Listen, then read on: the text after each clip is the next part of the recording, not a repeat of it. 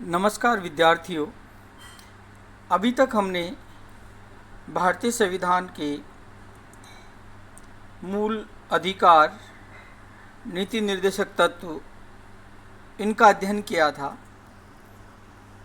आज हम मौलिक कर्तव्यों का अध्ययन करेंगे जो हमारे संविधान के भाग 4(1) में अनुच्छेद 51 के अंतर्गत हैं। 42वें संविधान संशोधन अधिनियम 1976 द्वारा 10 मौलिक कर्तव्य जोड़े गए थे। यह मौलिक कर्तव्य स्वर्ण सिंह समिति की सिफारिश पर जोड़े गए थे।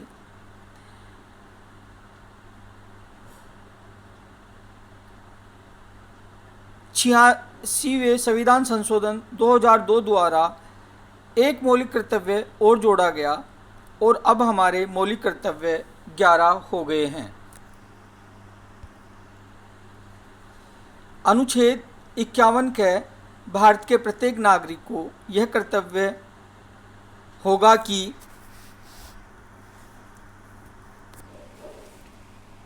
संविधान का पालन करे तथा उसके आदर्श संस्थाओं और राष्ट्रीय प्रतीकों का सम्मान जैसे राष्ट्रीय ध्वज एवं राष्ट्रगान का आदर करेगा।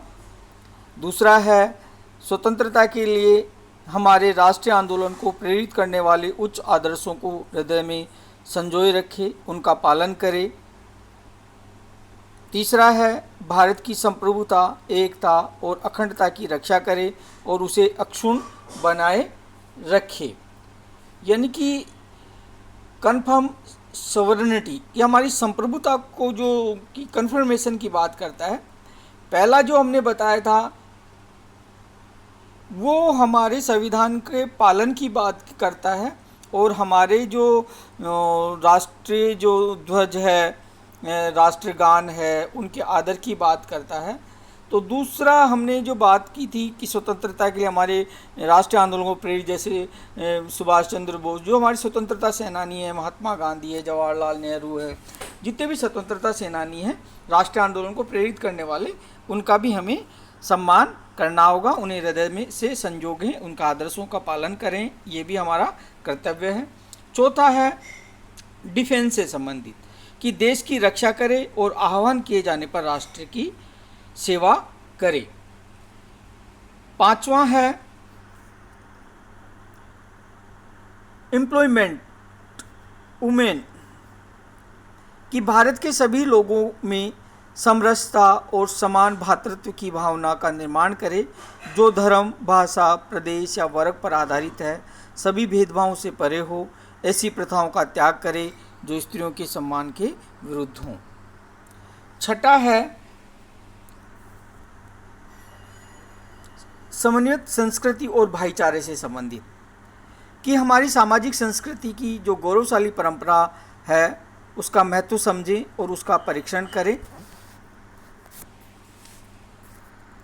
सातवां है पर्यावरण से संबंधित है, कि इसमें ये कहा गया है कि प्राकृतिक पर्यावरण की जिसके अंतर्गत वन, झील, नदी और वन्य जीव हैं रक्षा करे और उनका समर्थन करे तथा प्राणी मात्र के प्रति दया भाव रखे। आठवां है वैज्ञानिक दृष्टिकोण, कि वैज्ञानिक दृष्टिकोण मानवतावाद, ज्ञानार्जन तथा सुधार की भावना का विकास प्रत्येक मनुष्य करे, कि वैज्ञानिक दृष्टिकोण से सोचे। ये जो रूढ़िवादी या जो हमारी जो परंपराएं हैं जो जिसमें वैज्ञानिक, जैसे डाकन प्रथा है, ये सारी चीज़ें हैं ना, ये झाड़ फूस है, इन चीज़ों से दूर हटे और मानवतावाद का पुट होना चाहिए, उसमें ज्ञानार्जन होना चाहिए, सुधार की भावना का विकास करके जो चीज़ें परंपराएं उनमें सुधार करना हमारा कर्तव्य होना चाहिए। फिर है नौवां है सार्वजनिक संपत्ति की सुरक्षा करे और हिंसा से दूर रहे। 10वां है व्यक्तिगत और सामूहिक गतिविधियों के सभी क्षेत्रों में उत्कर्ष की ओर बढ़ने का सतत प्रयास करे, जिससे राष्ट्र निरंतर बढ़ते हुए प्रयत्न और उपलब्धि की नई ऊंचाइयों को छू सके, कि सामूहिक कार्रवाई करे, ज्वाइंट एक्शन, जिससे कि हमारा राष्ट्र एक नई ऊंचाइयों को प्राप्त कर सके। और जो हमारे जो 86वें संविधान 2000 संशोधन 2002 में जो 11वां मूल कर्तव्य जोड़ा गया वो ये है कि जो माता पिता या संरक्षक हों वह 6 से 14 वर्ष के बीच की आयु के यथास्थिति अपने बच्चों अथवा प्रतिपालक को शिक्षा प्राप्त करने का अवसर प्रदान करेगा। जो मौलिक कर्तव्य हैं बाध्यकारी नहीं है, इसलिए इनके क्रियान्वयन के लिए 1999 में जे.एस. वर्मा समिति का गठन किया गया था। इस समिति ने सिफारिश की थी कि मौलिक कर्तव्यों का अधिक से अधिक प्रचार प्रसार किया जाना चाहिए। अब हम मौलिक जो कर्तव्य हैं उनकी आलोचना करेंगे कि जो मौलिक कर्तव्य हैं उनके उल्लंघन पर दंड की व्यवस्था नहीं, कि कोई व्यक्ति जैसे वैज्ञानिक सोच या देश की रक्षा ये सारी चीज़ें नहीं करे तो उनके विरुद्ध कोई कानूनी कार्रवाई की व्यवस्था नहीं है। दूसरा, जो आलोचक ये कहते हैं कि भाषा की अस्पष्टता है, कि भाषा बड़ी क्लिष्ट है, जैसे वैज्ञानिक दृष्टिकोण। अब वैज्ञानिक दृष्टिकोण में क्या वैज्ञानिक दृष्टिकोण आएगा, स्पष्ट नहीं है। मानवतावाद है, सुधार की भावना है, उत्कृष्ट की भावना की तरफ ले जाएंगे, कि सामूहिक उत्कर्ष का प्रयास करेंगे कि देश के विकास के लिए। तो एक भाषा बड़ी अस्पष्ट है जो आम जो नागरिकों की समझ से दूर है। दूसरा, अत्यधिक आदर्शवादी हैं, कि राष्ट्रीय जो प्रेरक हैं उनके आदर्शों को उच्च हृदय में संजो के रखेंगे, उनका पालन करेंगे। तो ये आदर्शवादी चीज़ें भी इसमें जो हैं, जो व्यक्ति को एक मन से स्वीकार करने की चीज़ें हैं।